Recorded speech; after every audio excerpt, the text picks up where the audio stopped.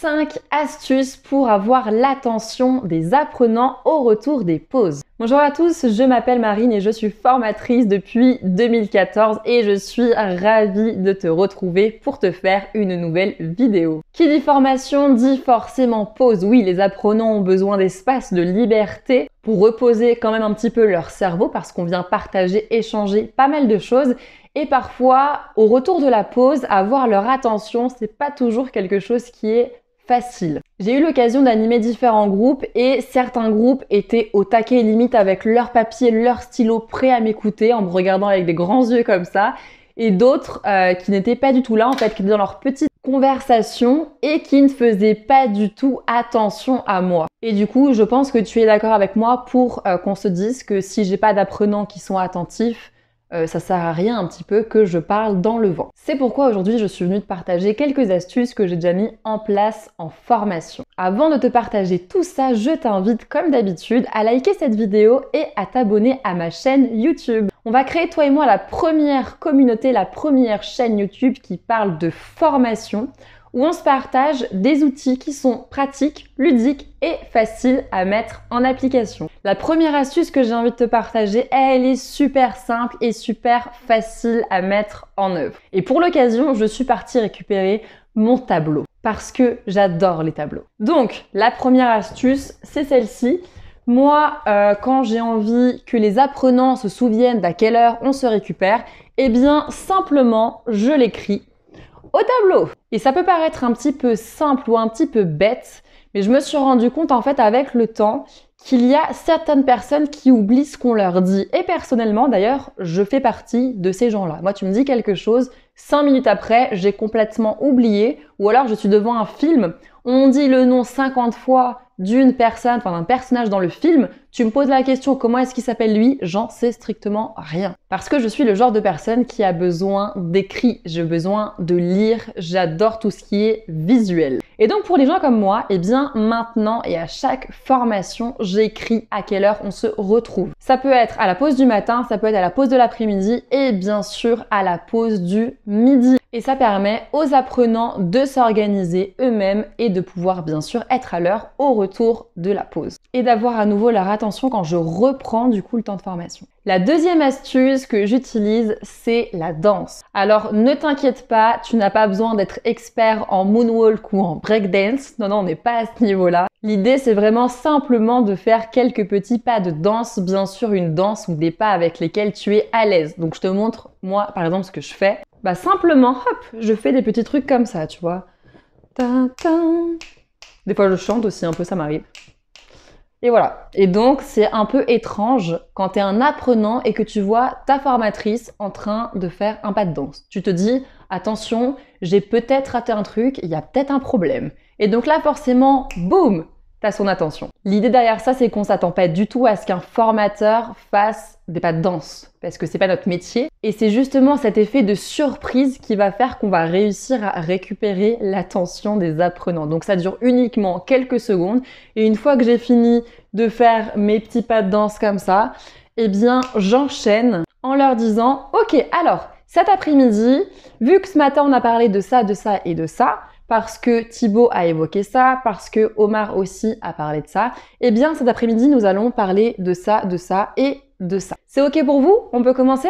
Et voilà. Troisième astuce que j'aime beaucoup faire, notamment quand il y a des grands groupes. Moi, j'ai horreur de crier. C'est quelque chose que je fais jamais parce que pour moi, crier, c'est un frein à la relation. C'est inutile, ça sert à rien. Et je vois pas en quoi le fait de parler plus fort va faire mieux rentrer l'information au niveau du cerveau des gens. Et pareil, l'effet de surprise par la peur, j'adhère pas du tout. Moi, s'il y a quelqu'un qui est avec une tronçonneuse quand dans la salle de formation, ok, il y a un effet de surprise, ok, j'ai peur, mais franchement, non, ça me plaît pas. Est-ce que je veux le revivre demain? Non, ça ira. Non, merci. Du coup, quand j'écris au tableau et ou que je danse et qu'il y a des apprenants que je n'ai quand même pas récupérés, ce que je choisis de faire, c'est extrêmement simple, c'est je me lève en fait, je me rends aux différents endroits de la salle de formation, là où se trouvent les apprenants, je les regarde et je leur dis « Est-ce que tu es prêt ?» Parce que là, du coup, on recommence. Et en fait, vraiment, je m'invite voir soit chacun des apprenants, soit, vous savez, parfois, ils sont par table, par rangée.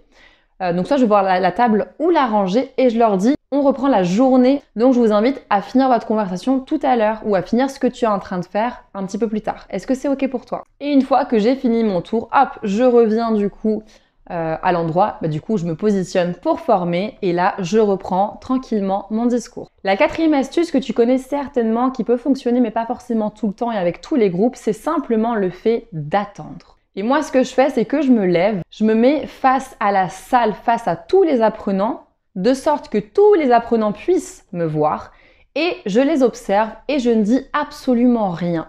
Et je prends bien le temps de regarder vraiment dans toutes les directions et de croiser le regard de certains des apprenants, enfin même de tous les apprenants, en tout cas de ceux qui me regardent et qui m'observent. Une chose aussi que tu peux faire en même temps que tu fais ça, c'est simplement de regarder ta montre ou de prendre ton téléphone, de regarder l'heure et de le poser et à nouveau d'attendre en regardant tranquillement les apprenants et en ne disant absolument rien. Et normalement, ce qui devrait se passer, c'est que le bruit progressivement en fait va s'estomper et que par exemple, s'il y a deux apprenants qui sont en train de parler et que ce sont les deux seuls qui sont en train de parler, ils vont se rendre compte qu'il n'y a plus de bruit.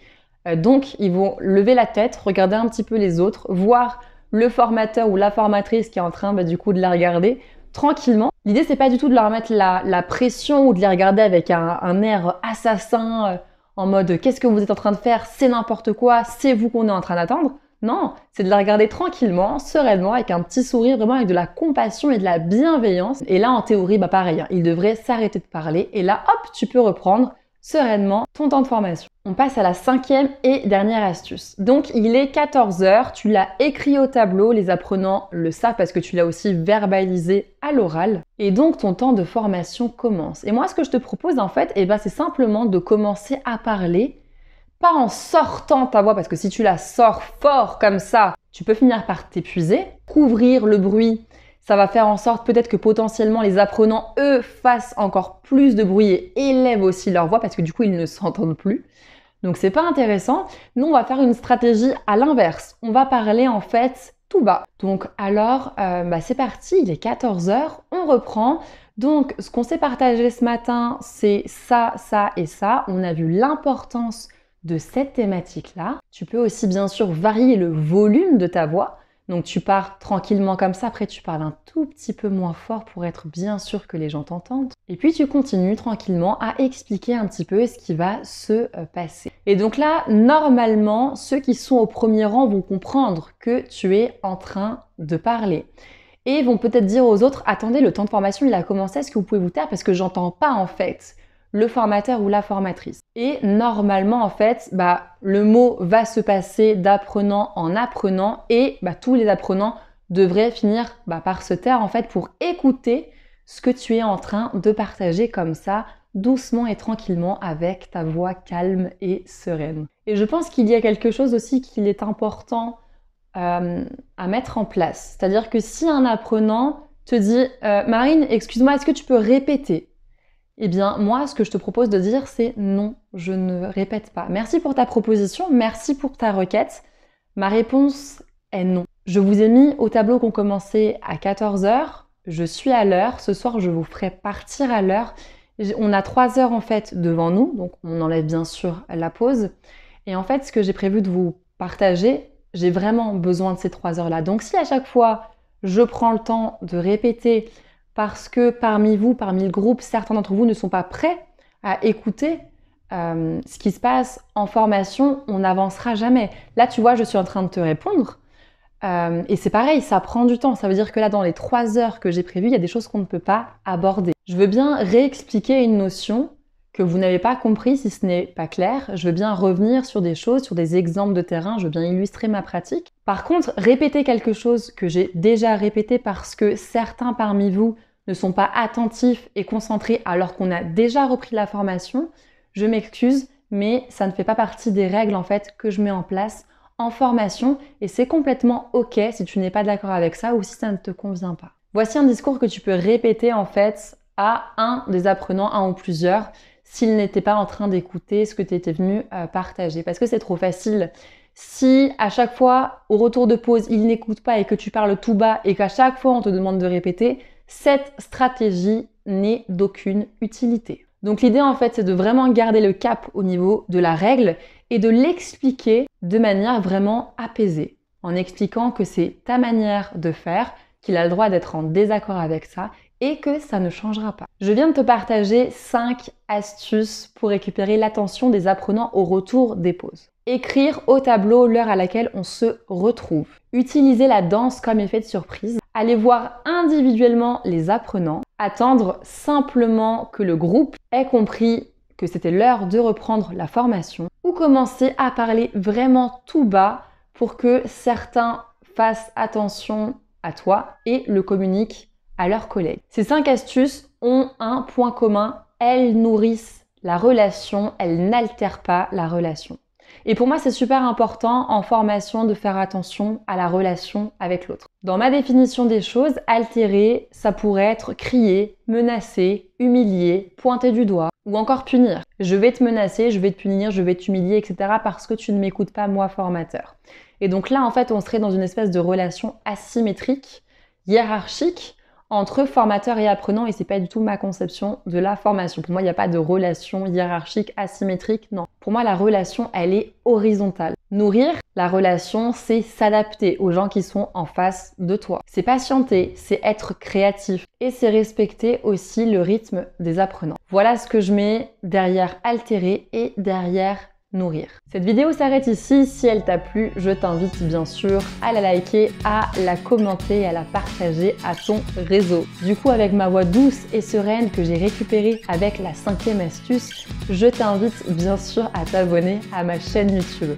On se retrouve comme d'habitude pour toujours plus de vidéos toutes les semaines ou tous les mois. D'ici là, fais attention à toi et je te dis à très vite. Ciao!